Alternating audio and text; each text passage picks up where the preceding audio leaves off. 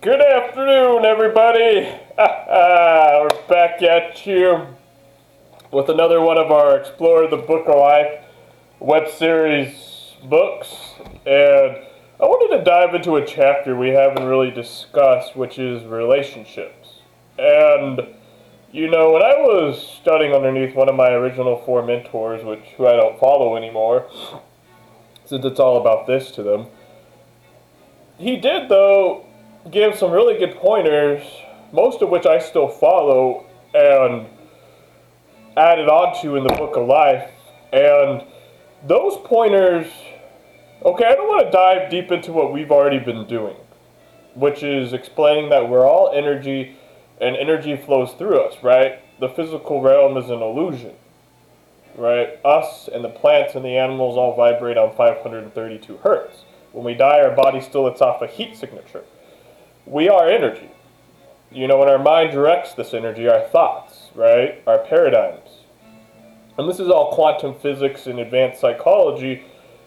But long story short, like I said, but I don't want to go over this in every single video, there is a vibration or a frequency that you put your body in which your cells down to the atoms adjust accordingly, right? And what thoughts, since it's our mind that's directing our vibration and our energy, what kind of thoughts do we create in a relationship? Because there's three pillars in life. There's relationships, there's health and wellness, mental and physical health. And then there's three, your financial success, or your careers. And if your relationships are not good, then your health and your career is going to go down the shithole. And it's that simple. And I don't censor these videos because it's very important to talk to you just like I would a best friend, straight from right here, right from the heart. And I've mentored or I've counseled a lot of people, and sometimes they walk out crying. But then they always come back in a couple of months and say, hey, I'm grateful that you told me how it was. The brutally honest truth, or brutal honest with me, because my family was never going to do it. Nobody else was going to do it. So sometimes you have to be, you can't censor shit in life. And what kind of thoughts do you create? And that's gratitude. Gratitude is what creates abundance and prosperity, right? When you are grateful, it raises your frequency to the vibration of life itself. There was a pastor, and I'm not religious, so don't take this the wrong way, but he said it was the vibration of gratitude that allowed the prophet Jesus to turn a few fish and bread into large quantities to feed thousands. And, The Rock and Tony Robbins and all these other powerhouses, if you like them or not, they all preach about gratitude, is what got them to where they're at in their success. And me, myself, how I have experienced the most success recently in my life. I say it in my other videos, I went through the corporate gauntlet of 30 different jobs, to get to where I'm at as an international successful nonprofit owner now, and working on this YouTube now. It's gratitude that allows for the vibration of infinite life and prosperity. You raise, not only do you feel more joyful from within, I talk about it in my video on happiness, everything prospers. So when you appreciate your loved one, and I talk about it in my video on jealousy. This is very deep stuff that they don't teach you in school, and this is very deep wisdom, right? I've studied the science of life like Albert Einstein my entire life, from some of the most brilliant minds on the planet. Now, do I still follow them? No. But I will admit that yes, it's the vibration of gratitude, and you appreciate the person you're in a relationship with. Why? Because every minute you have with your boyfriend or your girlfriend is a blessing, because we are all individual adults, right? You truly embrace and understand yourself from within, your own 400 trillion to one individual self that you are as an adult, all of your uniqueness. Well, that person is the same thing. You don't own them. They don't belong to you. They are not my boyfriend or my girlfriend. They are your girlfriend. They are your boyfriend. There is no my. You don't possess or own them. And when you change this mindset of neediness or possessiveness to gratitude and appreciation, and you're thankful for any moment or minute you have with them, then they want to spend more time with you. Just like the vibration of gratitude does, it evolves your relationship. No matter how long you've been together, how short you've been together, it'll evolve your relationship. It'll help it grow. It'll allow you both to want to spend more time with each other. This is the power of gratitude, and why the most prosperous and powerful people practice gratitude every single day and minute of their lives.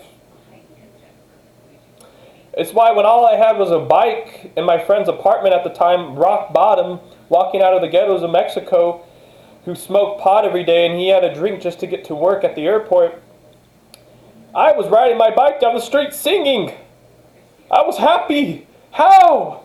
Where was the shifts or differences in mindsets or paradigms? And it was gratitude. I was just grateful, and I tried to teach him this, but he refused to accept it.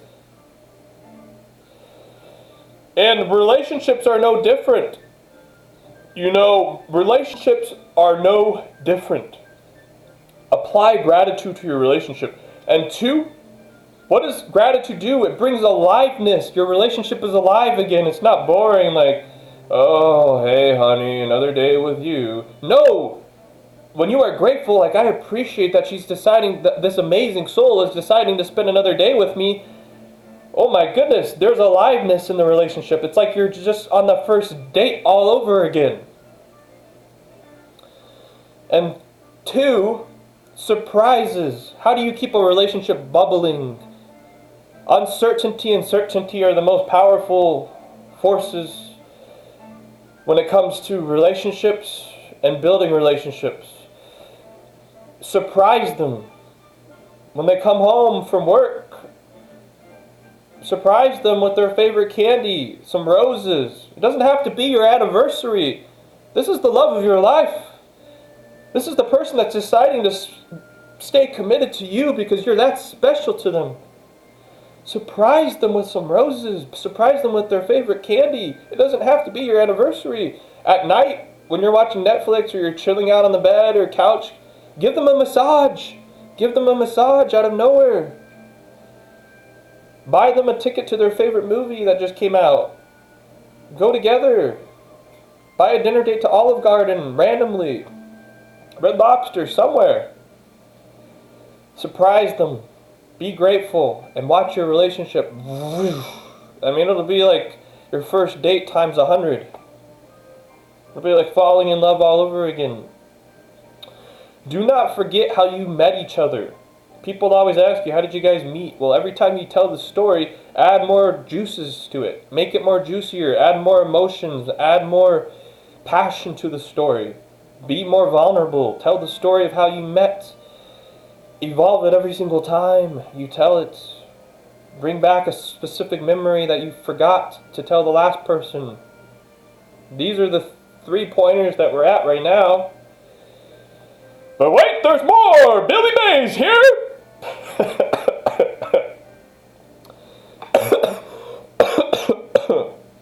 Excuse me, guys. No, I'm not getting over another cold. Okay? And passion, guys. Passion is another thing. And I remember when I walked into 6th grade sex education, and the first question Mr. Underwood, that was his name, asks us, how many of you guys have small penises? And every one of the 6th grade little, puppies or boys, baby boys, they sit there and go, be passionate, guys. We're all adults here. And I'm not going to go into details and turn this into some, disgusting, pornographic video. No. But be passionate. I just said, give a massage at night before you go to sleep and actually mean it from the heart. Let your hands express your heart, right? I got big hands. You don't got to have big hands though, guys. Give a massage. Go with the flow of your heart. That's what 10 years of working out does to your hands. And labor along the way. But be passionate, guys. There was a guru who interviewed thousands of couples that had been married for a while, and what did they tell them was the key? Passion. They said we don't just make love every day. We make love in new ways and new experiments. And if you are not evolving, you're dying. And lovemaking is no different. You have to be evolving. You know, I went through a very dark period in college. I won't go there. But now I'm at a point in my life where, you know, even if we're dating, I'm not going to give up all of who I am until they completely understand all of me and appreciate all of me. And I go into that in my other videos on a much deeper level of why. And a lot of people are like, that should just be common sense. Unfortunately, it's not common sense nowadays. But experiment and improve, evolve. Find ways you can improve in the bedroom every single time. Evolve and grow together. Okay? Lovemaking is an art. It's an art from here. You don't paint a painting. I talk about it in the Book of Life. You don't paint a painting or a masterpiece in just a day or a week even. You know? And then when you're done, you go back through and add more touches. And then you put a coating of wax over it. And then you autograph it. And then you wax the autograph. No, I don't know. But you don't paint a painting overnight though. Okay?